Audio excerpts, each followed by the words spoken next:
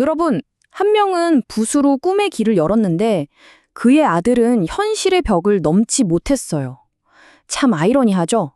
오늘 우리가 함께 따라가 볼 이야기는 바로 이겁니다. 예술과 신분, 그리고 시간이 흘러도 사라지지 않는 건 과연 무엇일까? 정말 그림 한 폭에 담긴 대서사시 같은 이야기죠. 바로 이 그림이에요. 몽유도안도. 딱 봐도 뭔가 대단해 보이죠? 자그마치 500년도 더 전에 한 왕자가 꾼 꿈을 비단 위에 그대로 옮겨놓은 거라니 정말 신비롭지 않나요? 이 그림이 오늘 우리한테 어떤 이야기를 들려줄지 정말 기대됩니다. 근데 꿈을 그린다는 거, 이게 대체 뭘까요? 그냥 상상해서 그리는 거랑은 또 다른 차원의 얘기 같지 않으세요? 자, 그럼 이 질문 딱 붙들고 이야기 속으로 한번 들어가 보시죠. 이 엄청난 그림, 도대체 어떻게 탄생한 걸까요?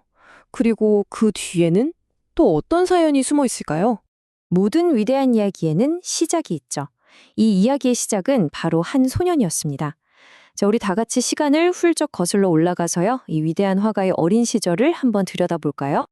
이 화가의 이름은 안견. 시작은 뭐 대단한 궁궐 이런 데가 아니었어요. 바로 저기 서산의 드넓은 들판이었죠.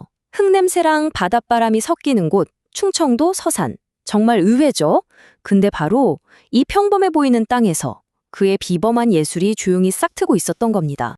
상상 한번 해보세요. 다른 애들이 막 연못에서 물고기 잡고 뛰어놀 때 어린 안견은 혼자 흙바닥에 앉아서 나뭇가지로 뭘 쓱쓱 그렸대요.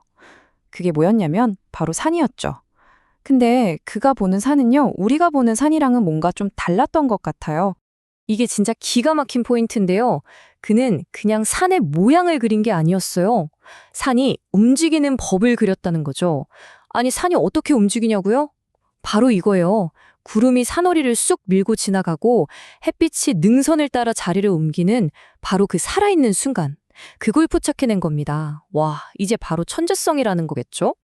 역시 이런 재능은 숨길 수가 없나 봐요. 주변 사람들도 다 알아봤던 거죠. 어떤 기록을 보니까 지나가던 한 서생이 어린 안견을 보고 딱 이렇게 말했다고 해요. 이 아이는 사물의 겉이 아니라 흐름을 먼저 본다. 이야, 어릴 때부터 이미 붓끝으로 세상의 본질을 꿰뚫어 보고 있었던 거예요. 자, 이제 이야기의 하이라이트로 넘어가 보겠습니다. 그 산을 그리던 소년이 마침내 자라서 당대 최고의 화가가 되거든요. 그리고 바로 지금 역사의 길이 남을 그 걸작을 탄생시키는 순간으로 함께 가보시죠. 시간이 흘러서 이제 안견은 궁중 최고의 화가가 됐습니다. 그런데 어느 봄날 새벽에 아주 기이하고도 다급한 부름을 받아요. 가보니까 글쎄 안평대군이 잠에서 막 깬 듯 창백한 얼굴로 그를 기다리고 있는 거예요. 그리고는 아주 생생하면서도 이상한 꾼 이야기를 늘어놓기 시작합니다. 안평대군의 꿈이요? 진짜 한편의 영화 같았어요. 자, 들어보세요.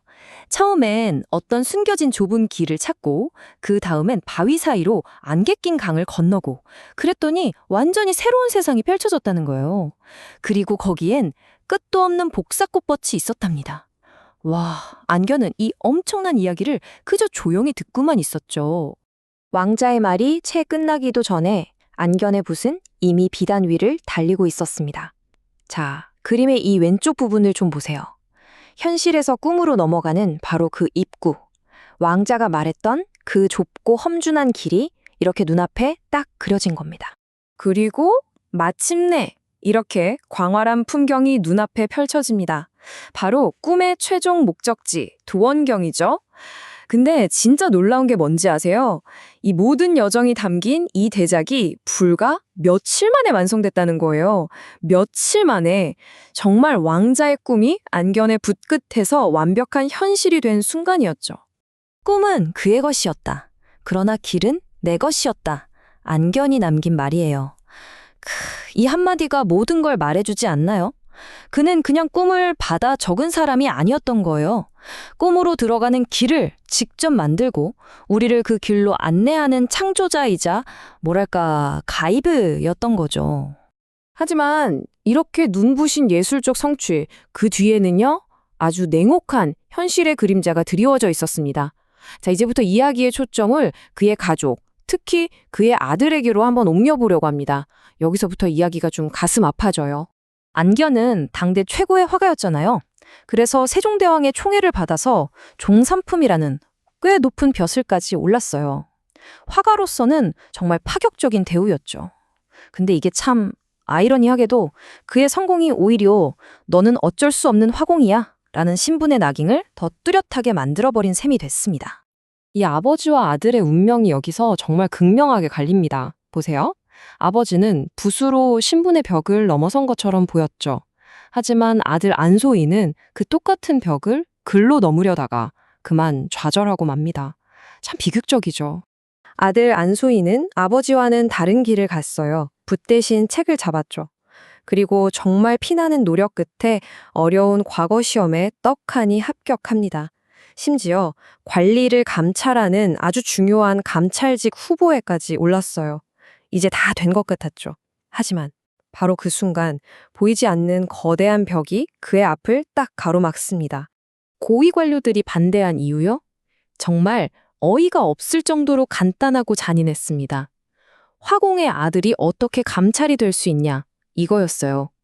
그의 능력, 인품 다 필요 없었습니다. 오직 아버지가 화가라는 그 신분, 그거 하나가 문제였던 거죠.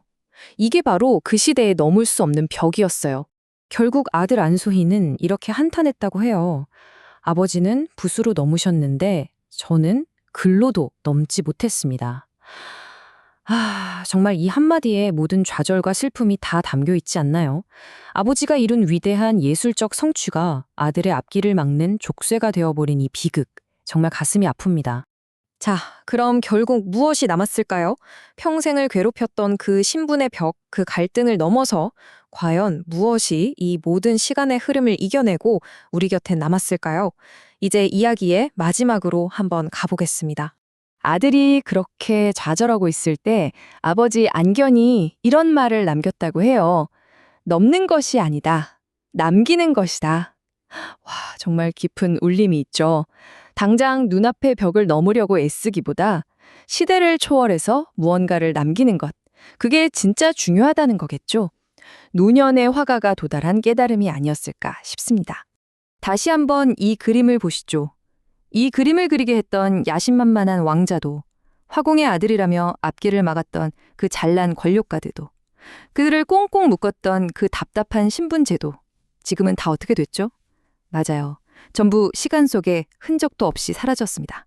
하지만 안견이 붓으로 활짝 열어젖힌 이 꿈속으로 가는 길만큼은 500년이 훌쩍 지난 지금도 이렇게 우리 모두에게 열려 있습니다.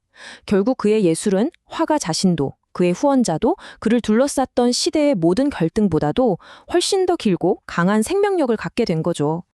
어떤 사람은 왕이 되어서 역사에 이름을 남기죠.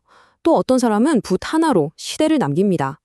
자, 여러분이 보시기에 과연 어떤 여정이 진정으로 영원히 남는 걸까요? 이 위대한 그림은 오늘 우리에게 바로 그 질문을 조용히 하지만 아주 힘있게 던지고 있는 것 같습니다.